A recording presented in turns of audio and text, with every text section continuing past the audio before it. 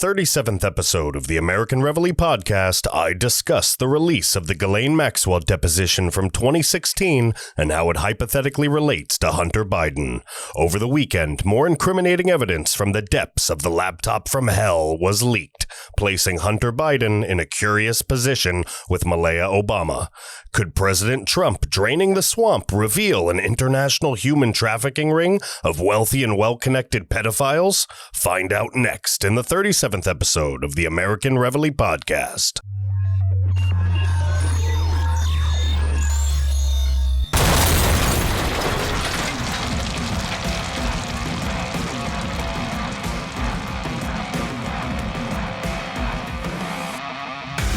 Boy, oh boy, oh boy, what a weekend. So many developments, so much to talk about. This is the American Reveille Podcast. It is Monday, October 26, 2020, and we are just 8 days away from an election that already has record-breaking turnout. As usual, unless I'm identifying as someone else today, I am your host, James Lane, and this is the 37th episode of the American Reveille Podcast, which means it's been about 37 weeks since I've actually slept before work on Monday morning.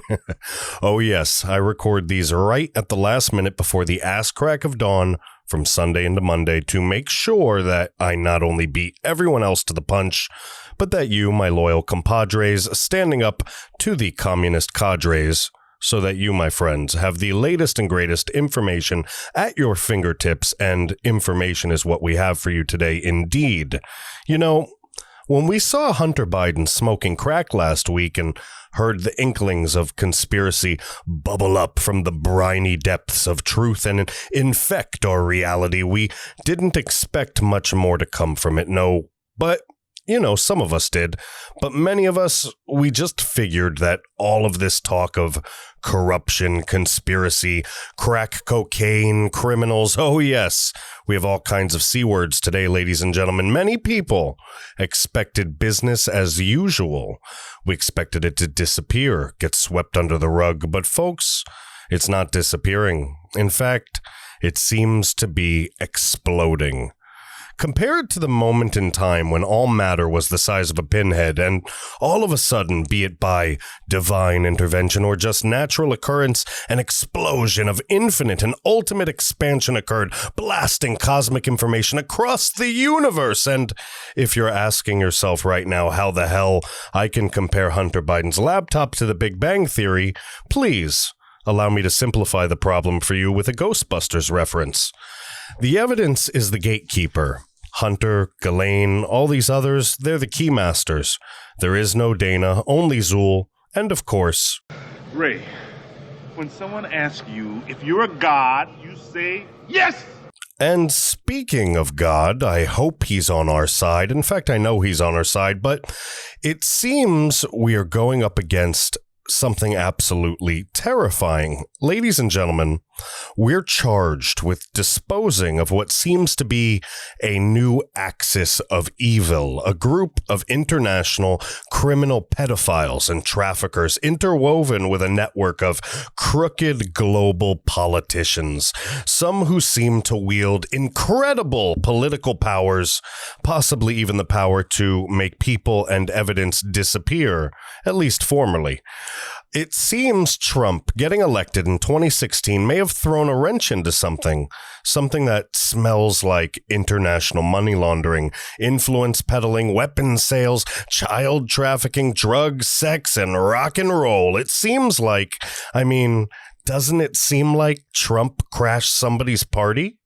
I know this takes us into the realm of conspiracy in many ways, but I'd like to argue that 2020 has shown us a very blurry line between what is real and what is imaginary. So, what is real and what is imaginary? Well, we now know that the laptop's real.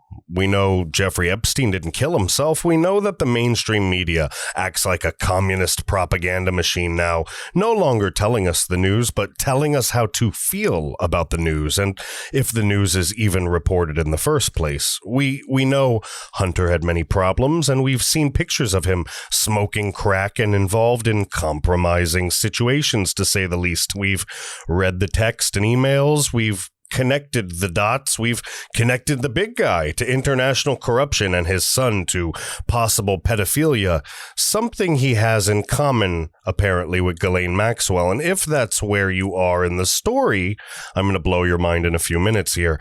Everyone talks about the laptop from hell. And I actually had a chance to see a bunch of the leaked photos and videos from it, which were just as messed up as everyone said they were. And before we talk about what's leaking from the laptop, let's talk about Ghislaine Maxwell for a few minutes. I know the media seems to have buried the story, but trust me, the investigation's still ongoing. Quick shout out, by the way, to Dawn Marie. Thank you so much, Dawn Marie, for digging up a bunch of this Ghislaine Maxwell information for me. Your help was absolutely invaluable. Anyway, there's an article that came out by Josh Levin, Aaron Mark, and Jonathan Fisher, and they seem to have cracked the redactions in the Ghislaine Maxwell deposition from 2016 that was unsealed last week, and I want to read a little bit of that to you. Quote, "It turns out, though, that those redactions are possible to crack.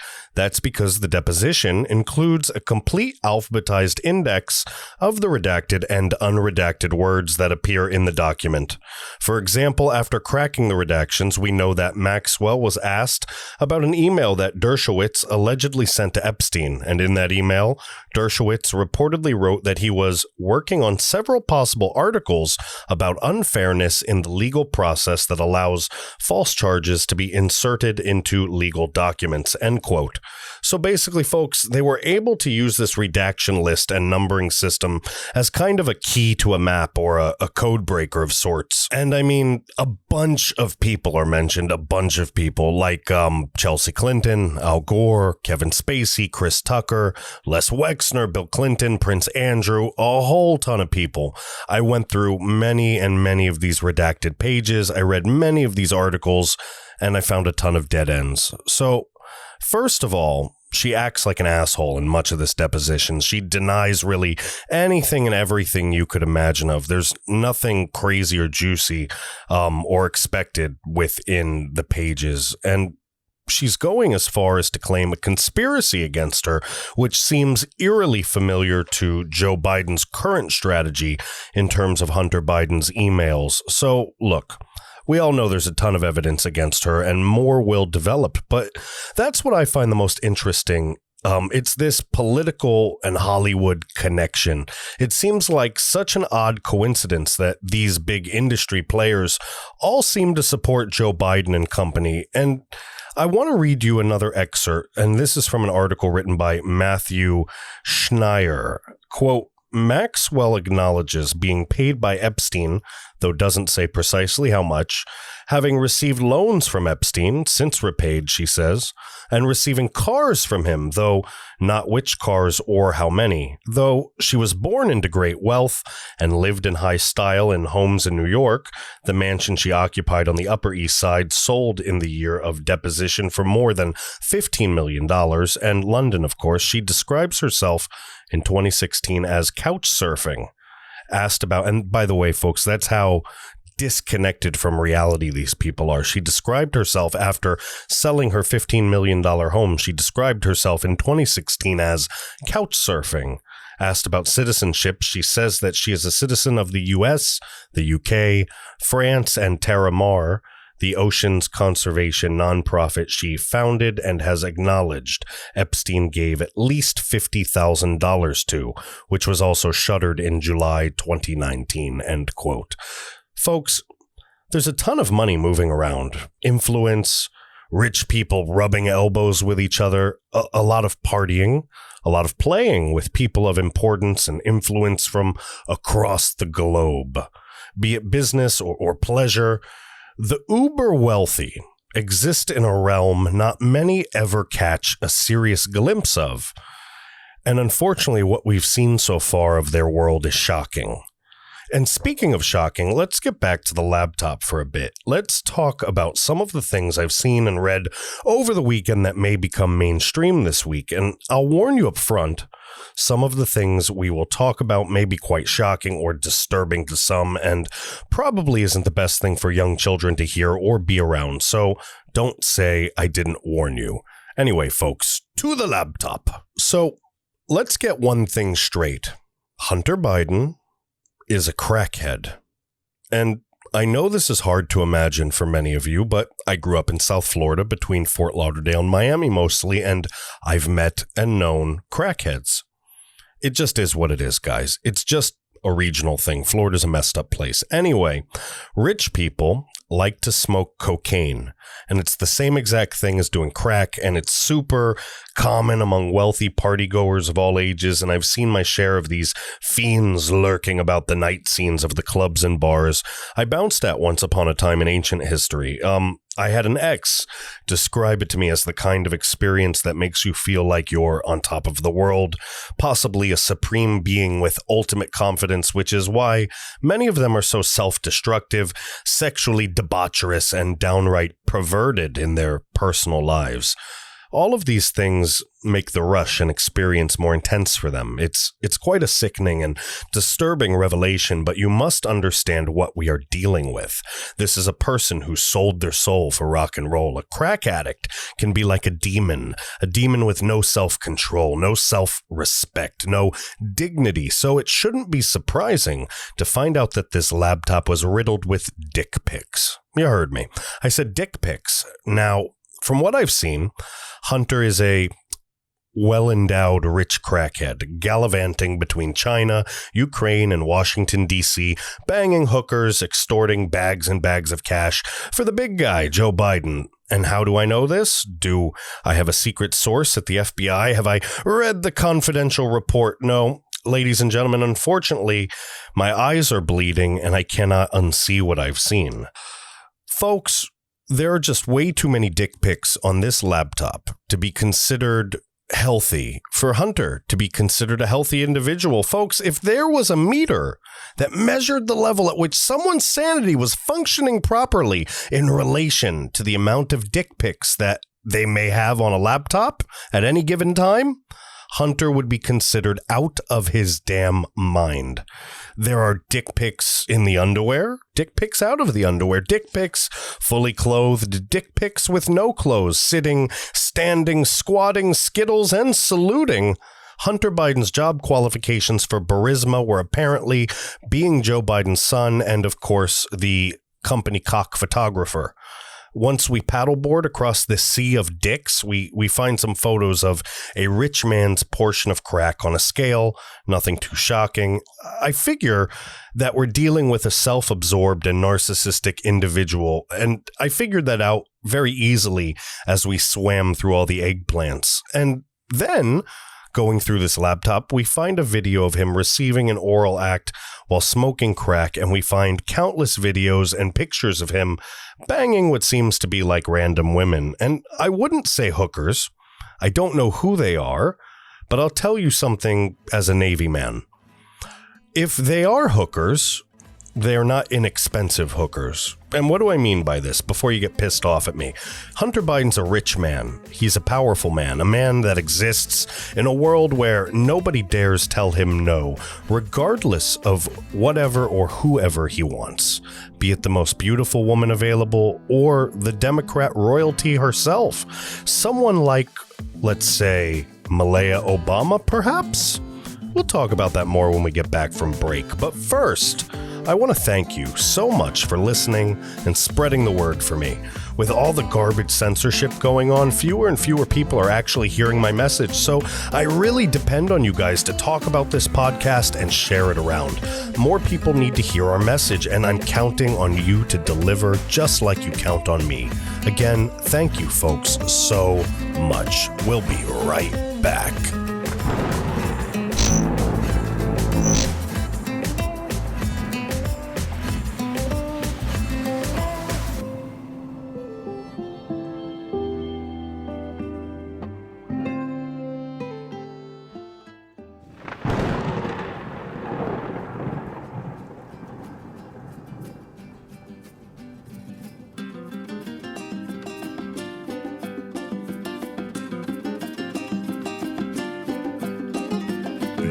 Reveille Podcast with James Lane would like to take a moment to thank you for taking the time out of your busy day to tune into the show. It's because of great fans like you that we strive to deliver the best quality content one can create as fast as one can fling the pen. With that being said, a good little boy never misses his opportunity to sell himself, and though James would never ask you for your money, he would like to let you know that if you absolutely love this podcast, the writing, the art, its production, anything, please do us the personal favor of liking, sharing, tweeting, texting, and talking about this podcast. James Lane is a father, a husband, a U.S. Navy veteran, and is personally committed to the success of the American Reveille Podcast. Please email James Lane directly at podcast@AmericanReveille.com, or please visit our website at www.AmericanReveille.com. Now, let's get back to the show. All right. We are back, ladies and gentlemen, to the 37th episode of the American Reveille Podcast, entitled Pedophilia and Human Trafficking. Ghislaine Maxwell and Hunter Biden are just the beginning. Of course, I am your host, James Lane, and we have something uber serious to talk about that may or may not become a big deal at some point. Some photos leaked that are of significance and really insinuate something sinister. To put things into perspective, I've got to tell you about a credit card. And don't worry, this isn't an ad. It's actually part of the explanation. This is an article from JohnnyJet.com, and it's from a guy named Josh Patoka. It's called JP Morgan Reserve Card, the most elite credit card. So let's read a little bit of this. Quote, "The JP Morgan Reserve Card is one of the most exclusive credit cards you can get. In fact, the only way to apply for this card is to get an invitation from JP Morgan. The JP Morgan Reserve Card used to be known as the JP Morgan Palladium Card. It was rebranded to its current name when the Chase Sapphire Reserve launched during the summer of 2016. There's one key requirement to receive your invitation, though, for the JP Morgan Reserve Card. You must have at least $10 million in assets with the JP Morgan Private Bank." End quote. Folks, I want you to imagine this credit card. It has a limitless credit. You can literally buy a helicopter with it. You can buy a helicopter and throw communists out of it. Only the most exclusive of people can have it. People belonging to elite wealth, royalty, influence, something you and I don't know much about. And by the way, it's a heavy credit card. Let me read some more. Quote, "The JP Morgan Reserve Card is made of palladium, which currently costs around $1,400 an ounce. It's also one of the heaviest and best metal credit cards, approximately weighing 27 grams. And why do I bring this up, guys? Evidence, of course. I need to connect the dots for you. And in these laptop photos, you may or may not hear about this sooner than later.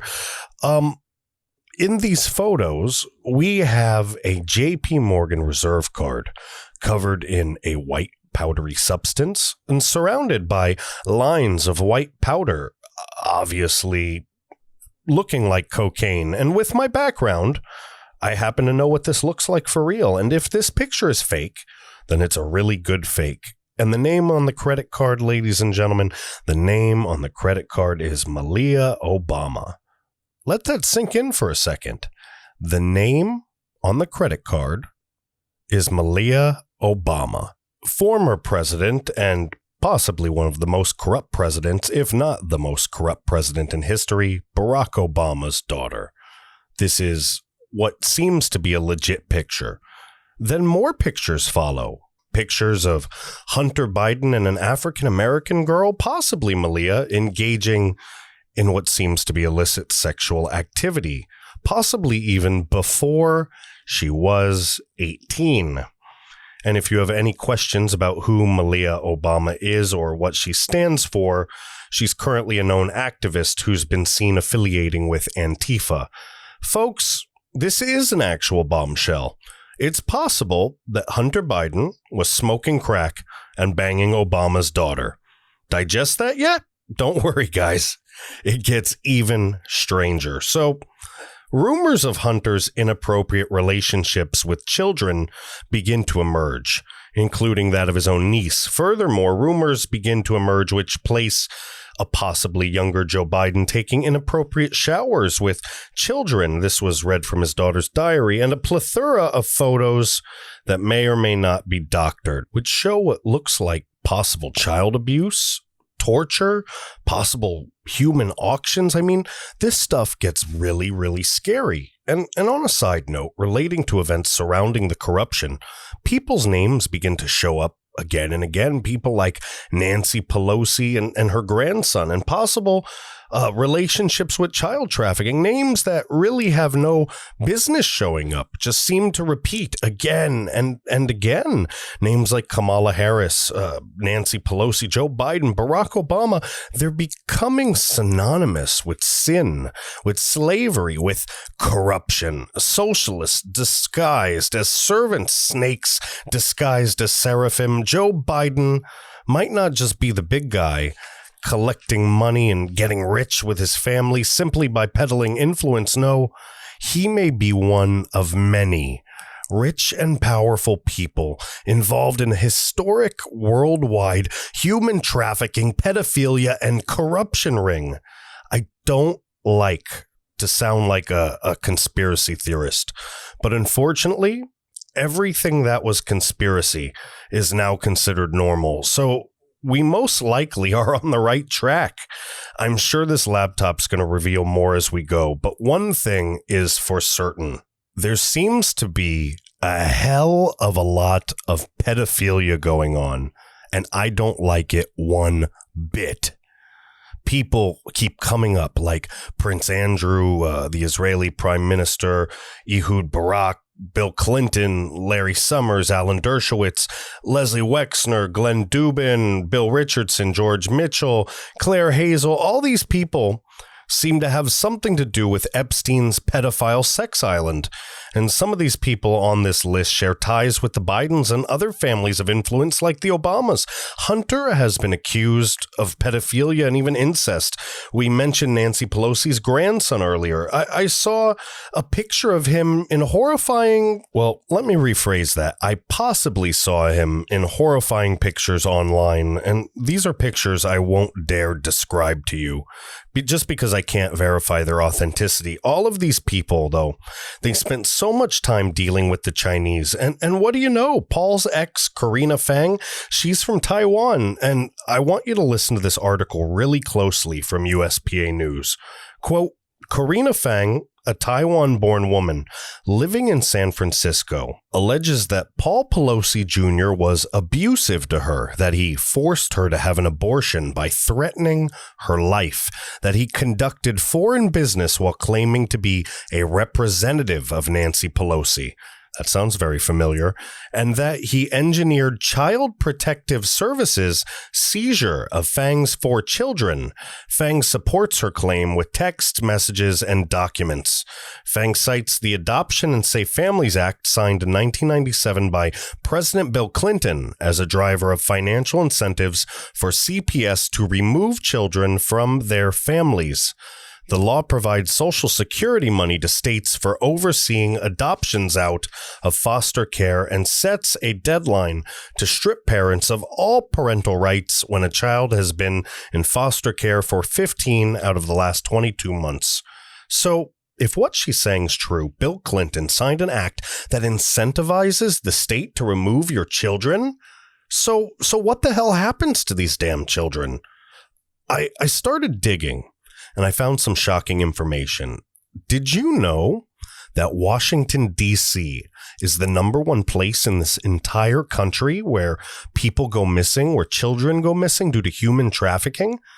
I looked a little deeper and I found that 50,000 people a year are estimated to be trafficked in the United States. Changing that question around a little bit, the wording yields different results. For example, when asking about missing children, the number shoots up dramatically to 460,000 children a year. So again, I ask, what the hell is happening to all of our damn children?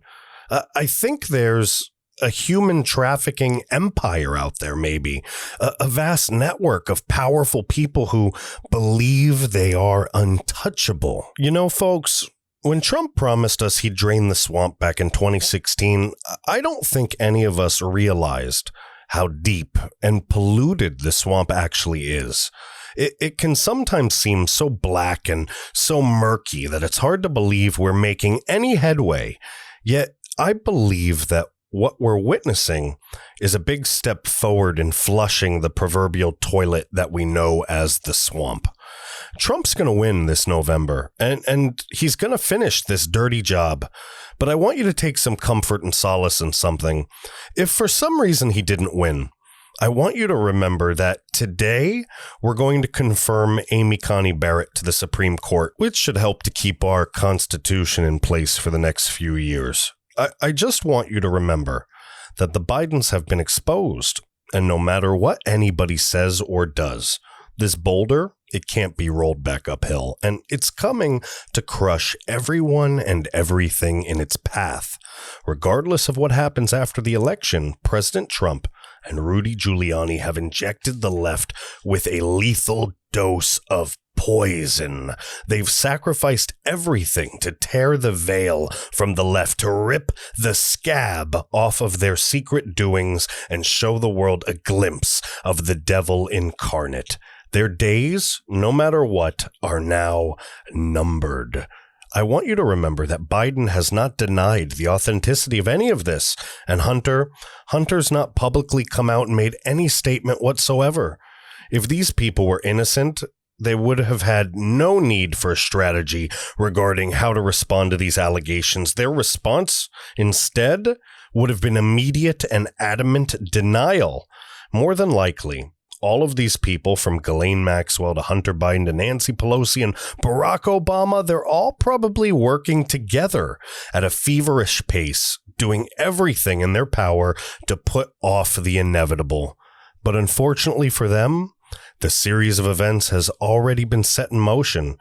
It's only a matter of time before everything comes crashing down. Folks, I want to once again thank you from the bottom of my heart for listening to this show. I work really, really hard to bring you the best quality, most intriguing, and painfully accurate podcast available on almost every platform imaginable, and would love it if you would share this episode with your friends, your family, your loved ones, everyone you know, and even people you don't know. We reach the most people through word of mouth, and we really depend on you, the great listeners, to make that happen, especially with the censors breathing down our necks.